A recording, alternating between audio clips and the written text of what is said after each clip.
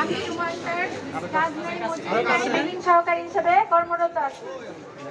আমরা সার্কুলার হচ্ছে গত ডিসেম্বরের 2021 সালে ডিসেম্বরে আমরা জয়েন করছি যখন, তখন এই সার্কুলারে যে কাজের কোনো কাজের পরিধি উল্লেখ ছিল না।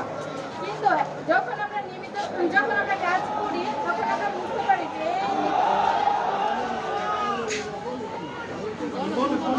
কাজের পরিধি ব্যাপক এবং আমরা প্রতিনিয়ত কাজ করি।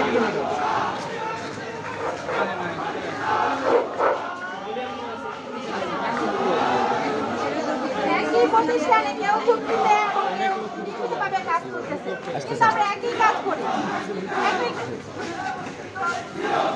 আমাদের